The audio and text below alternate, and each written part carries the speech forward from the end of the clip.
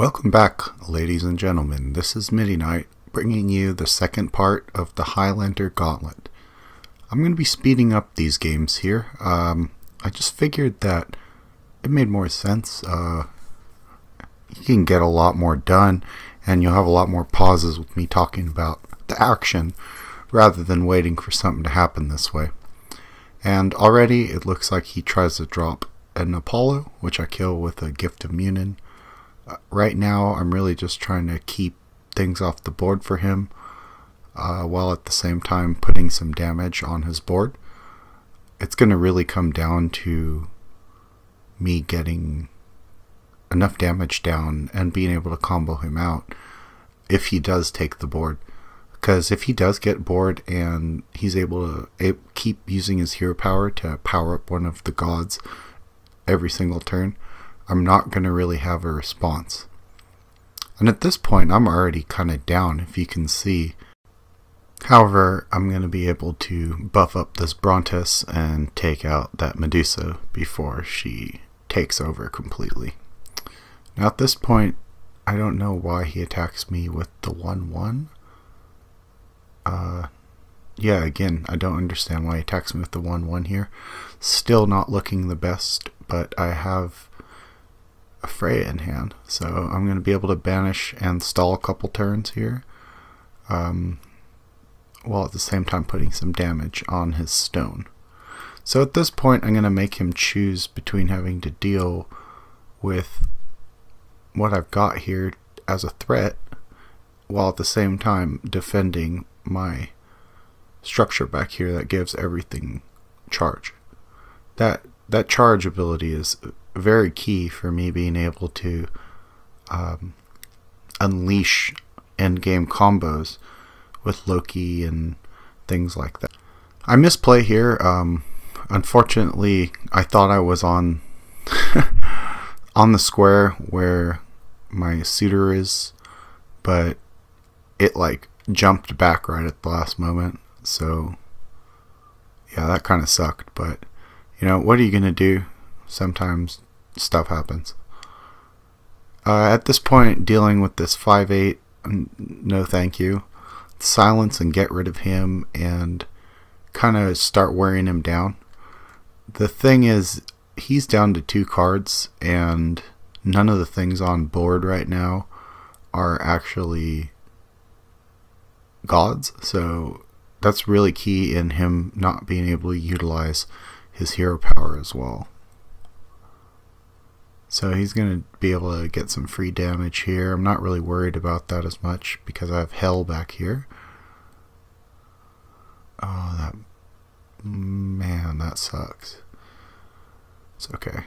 Ymir is still going to wreck house here. That was again a little misplayed. I probably should have played the Ymir and the Hell and then buffed the Ymir with Hell. The only reason I didn't do that was because I was afraid that that 4-4 would just come and smash on her. Either way, it was probably still the right play. Now it's kind of crazy that at this point I'm still kind of hanging on, and the only thing that's letting me be able to do that is my structure here, my charge structure. Like, if it wasn't for that, I would be out of this game already. And at this point I have to make a hard choice of, do I want to go through and hit his summoning stone, or do I want to start chopping at his board still? It might have made sense to take that summoning stone down to 13 there, but again, I'm really a fan of trying to control the board, because you don't know at what point you're just going to lose. So I do play it safe a lot of the time. At this point though, I can't just play it safe. I'm going to have to do some risky stuff here to get out of this jam.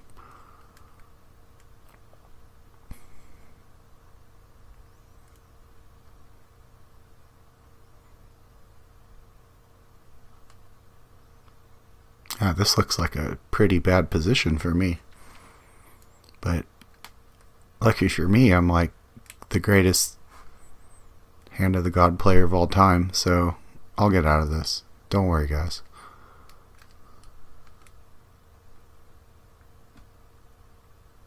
Alright, that's one Ares down. Go with Tusky next. With Charge, he's really powerful. It was actually kind of stupidly broken before, if you ask me.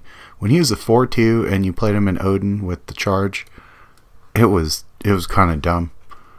I thought that was one of the best 6-drop plays. Well, back when the structure was also 3 cost, but yeah, you can have both of those two as your 6-drop. And people are playing a chieftain against me, dry dropping a chieftain with nothing else on the board. And it's just like, alright, dude. Cool. Stun him. And just do some free damage. Sometimes just outright kill him. Alright, looks like he's amassing some forces here. And I don't necessarily have the most amount of life left on my summoning stone. So I'm going to really have to address this here. And I know I'm down to 8 cards left, 2 of which are Loki. Oh, there's Loki and Hasten Fatalis. So at this point, I see he's at 18. I don't really have much of a chance of taking back the board completely. So what I'm going to have to do is just make sure that I take down the strongest threats on the board so that my summoning stone's okay. But other than that, I'm going to have to combo out some damage here and do it kind of fast.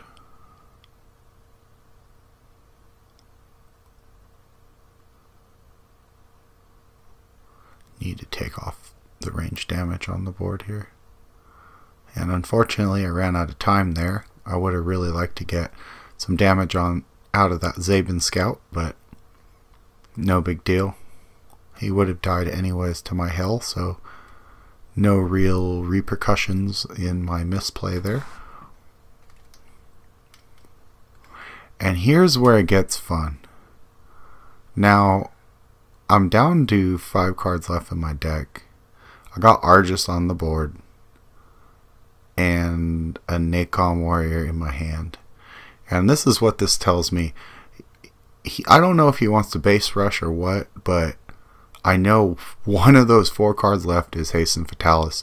And between the Nacon Warrior and the Argus, I feel like I'm lucky here.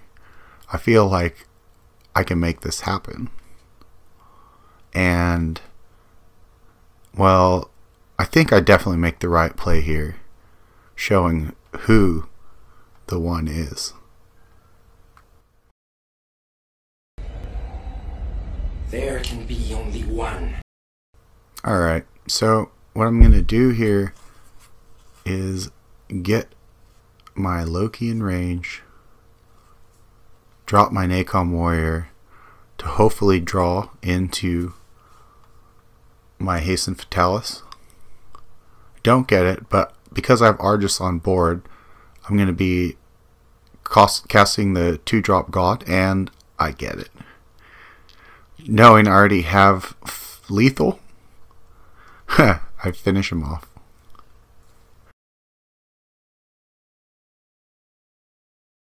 Alright, it's going to be hard to top that one, but an Odin mirror match is always a fun one.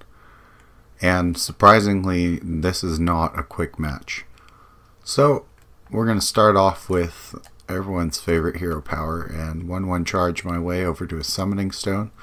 I have a pretty good curve after the 2, so I'm pretty confident at this point that depending on what he drops, depending if it's the skeletal version where he's going to try to super rush me, or the Imperial Archer, or God, what is it? Not the Imperial Archer, the other Imperial, the soldier that gets more powerful, and then they hit you for 20 with Hasten Fatalis. It'll be really nice to know what build he is when he starts casting some more creatures here. All of the Degas is pretty indicative of him being a skeletal / combo Odin, which my curve deck is very great at crushing. So cheers to him, and this will be fun. Unfortunately, he gets the first charge structure up. That's not good for me, to be honest. But I top deck a Runestone of Ire, so I also put up my own charge structure.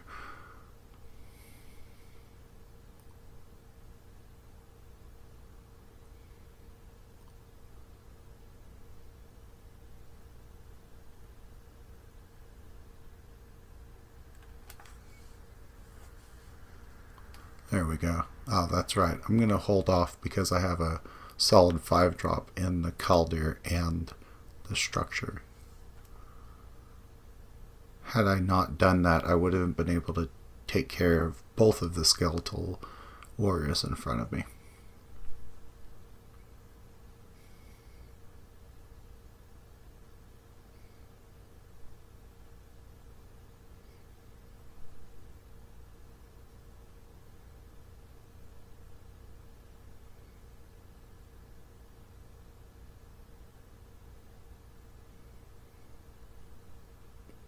And at this point, I'm going to start marching across.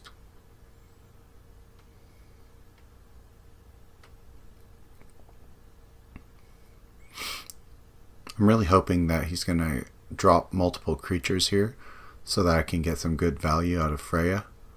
Otherwise, I'm going to have an awkward turn playing Hell and not utilizing all my mana here. Decrepit Bowman.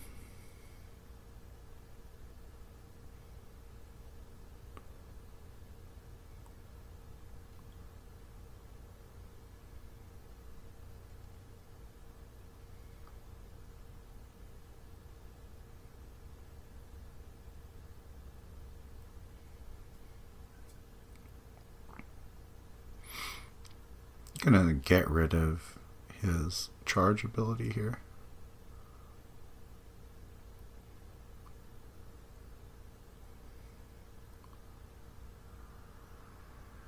And I got a soul.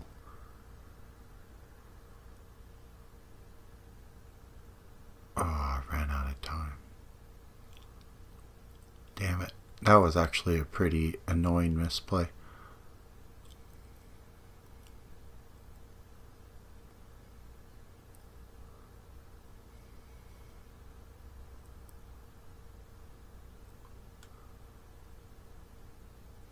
Yeah, that top decrepit archer shouldn't be alive right now.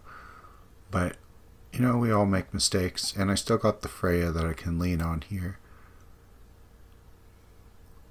I'm still in a very strong position, considering that he does not have charge, whereas all my guys do. I'm able to reset the board and take back what looked like a pretty bad board state.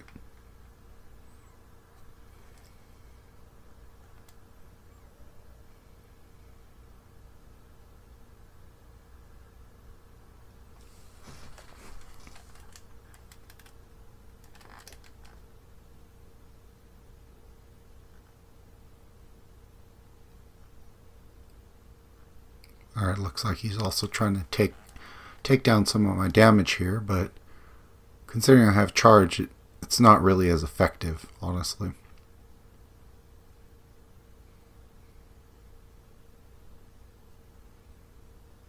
Start spamming the board here. I really have it at this point. He's down to 2 cards. I have an active Hell with charge. He has nothing. We're really just pushing toward the victory at this point.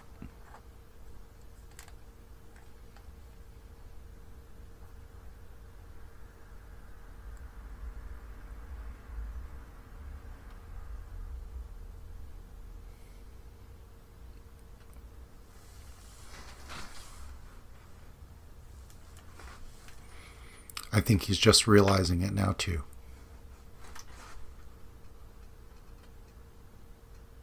Well, let's see what he drops. But I think this is going to be a quick concede.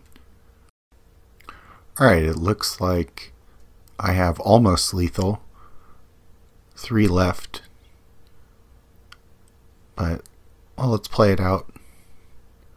I'm sure he's going to give up soon. So I'll see you in the next game. Bye. Alright, it looks like we have another Odin versus Odin mirror match. And I'm going to mulligan away some of these high cost cards and get back some pretty strong stuff here. I'm going to be trying to get out that Argus next probably and start to really build up the utility of dropping all these gods after that. My marksman's going to be getting bigger and I'm going to be drawing cards. I'm actually kind of interested in seeing how much cards Argus draws me this game. Let's see how this works out.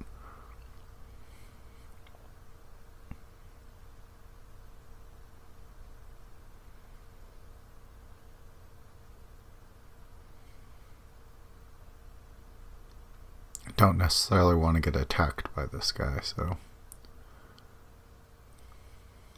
what we're going to be doing is just body blocking probably.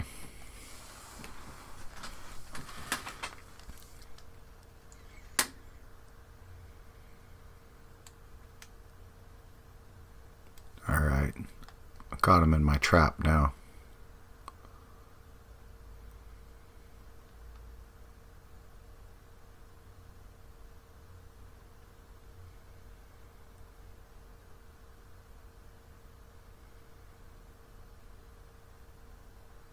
Take him down, then pop him for 2. Alright. Just took away all his steam right there.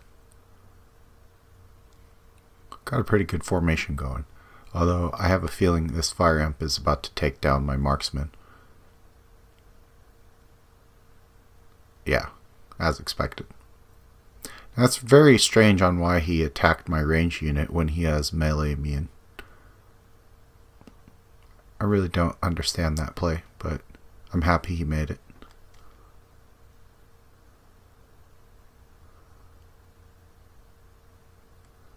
I think at this point I got it, but I'm not sure. So I'm still going to play conservatively and take down some of his guys. I can't go 100% all out, but I'm going to be getting some free damage here from a ever-increasing chieftain. I don't think he can take more than one more turn of this. So I'll see you in the next game, guys. Bye.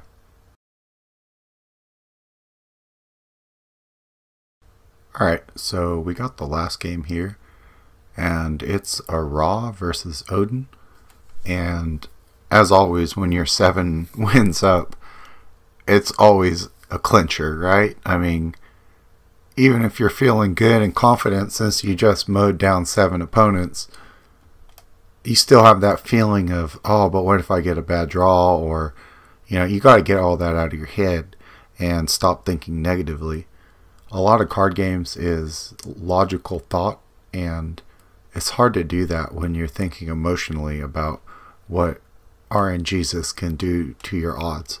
So, you know, let RNGesus do what he's going to do and play with what you got. Sometimes it's going to be better with than what your opponent has, and sometimes it won't. But even when you have subpar cards, if you play them correctly, you still might get a good victory.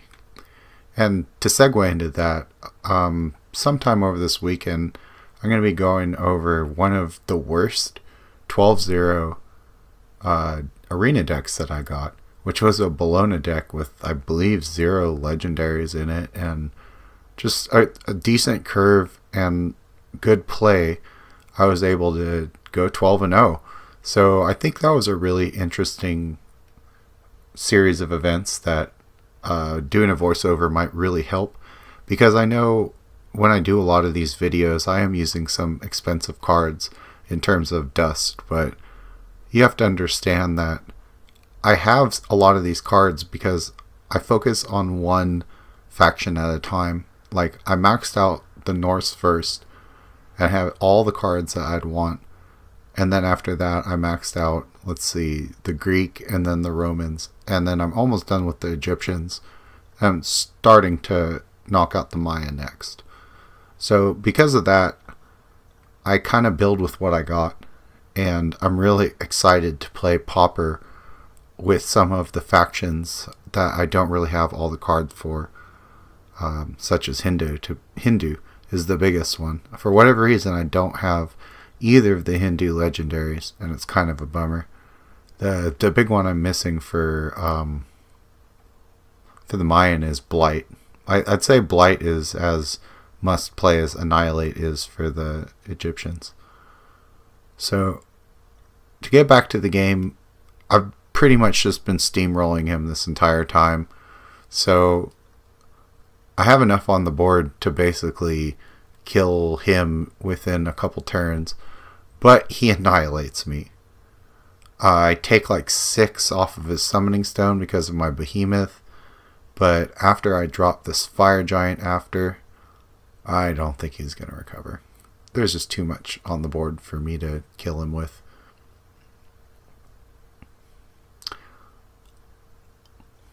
Alright, so back to what I was saying. I'll be putting up that video sometime early next week. It'll probably be blocked off into 2 videos because it's 12 total games, but please comment in the below about what type of stuff you guys like outside of Gauntlet. To me, it's just kind of boring to do ranked grinding games. Like, I don't know, everyone does that. Why would you want to watch someone do that? I figure with this content, you guys are actually able to learn something and, you know, improve your deck building skills from someone who's been a lifetime card game player, mainly in Magic, WoW TCG, and now the new Fantasy Flight games. But yeah, I hope this is educational and useful for you guys. Here's the upcoming glittering prizes. Someone had also asked me on Reddit earlier, how come I don't record using my face? And the reason is, I've worked, let's see, 8 or 9 years now in the video game industry, and I really don't want to do anything that might jeopardize me getting a job in the future. And the main reason I say that is because technically I'm still under NDA from my last company that I worked for, and you know, I'm under a really good relationship with them, so I just want to kind of stay anonymous for now. And if it looks like this ends up being something that can be my new job, well, I'll start considering different things then. I just linked my Twitter to here if you want to follow on there. And if you guys are interested in other type of content like Q&A, just let me know in the comments. Other than that, we're going to be wrapping up with the outro to go with our Highlander song, which is Quickening by Spiral Dance. See you guys in the next video. Peace.